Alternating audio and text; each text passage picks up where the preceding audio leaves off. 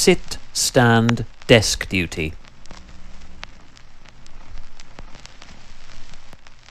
From the subjective perspective of this fair-minded mortal, no scrupulous analysis of such rudimentary data should be necessary, beyond stating that its statistical gist could be aptly summed up by the one word that Strava's machine-learned motion clinicians use to interpret every activity, from a recuperative rolly stroll out and back along the boardwalk to hand-reap one's daily ration of organic macronutrients, to a steady off-season metric sentry alongside their local club's fittest coffee shop crawlers, in preparation for that savage spring sportif, and to earn February's Fondo badge with real miles,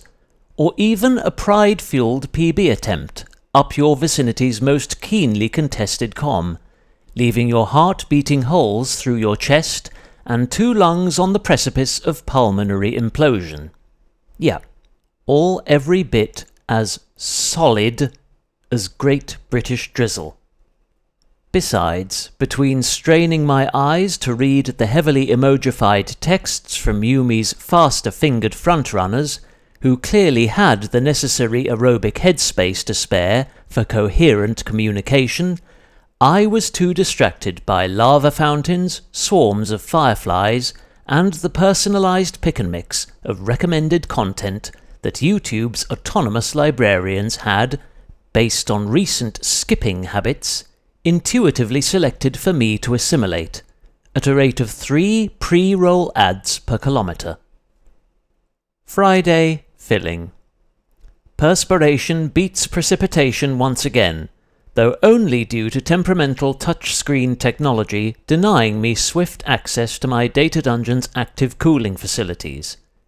Ironically, after Wahoo's ticket inspector had chosen to wake up and feel reality's beat, significantly greater evaporation occurred throughout this mid-tempo mashup to max out my weekly allowance of bot-accelerated bitcoins, despite a minor malfunction from my Miele washer-dryer, as it attempted to rotate its latest light load of mixed linens and spandex sportwear to a mildly moist standstill, at strictly regulated bidirectional cadences of no higher than 47.5 RPM. Within the opening 5 minutes of this simple domestic chore, the appliance in question, a WT1, which for the record connects to a home Wi-Fi network and can be operated via an app-based remote control, threw up the cryptic error code F398 on its LED display. According to both its manual and the manufacturer's website, this fault is caused by ambient temperature being too cold, which in a centrally heated kitchen seemed unlikely. This machine has functioned flawlessly since the date of purchase, having just celebrated its 2nd birthday,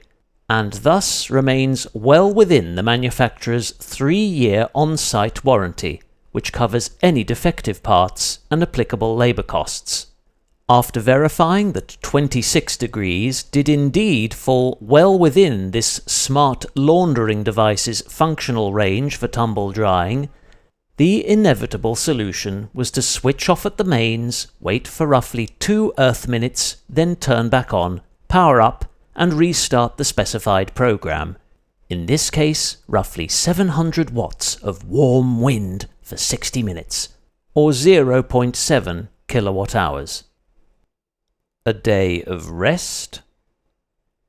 Scarcely the hardiest fashion by which to commemorate this quintessentially bleak British February's maiden Sabbath, but following a habitual glance at Apple's Met-powered weather oracle to discover that machine-learned temperatures were barely breaking double digits, whilst a reportedly boisterous mouth of the south, whose blustery soliloquy I heard inciting unsettled murmurs from every wooden wiseacre who still bore leaves with which to warn any chill-prone mortal that if their time-toughened bark couldn't temper the bite of this elemental beast,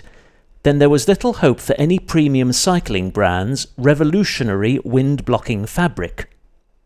Thus, it was with rueful resignation that I once again turned 2 legs to a little light lactic labour within my Data Dungeon's customizable microclimate, where today a carefully configured combination of seasonal central heating and touch-sensitive breezes accurately simulated the subtropical conditions that my cliff-hopping avatar experienced whilst swapping slipstreams, farming out ride-ons, and multiplying my assets for a physically feasible investment rate amidst Yumi's firm-footed fraternity,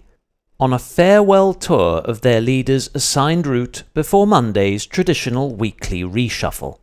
Amongst the more noteworthy texted exchanges between those fitter peddling puppeteers with the necessary fine motor skills and aerobic headspace to seamlessly multitask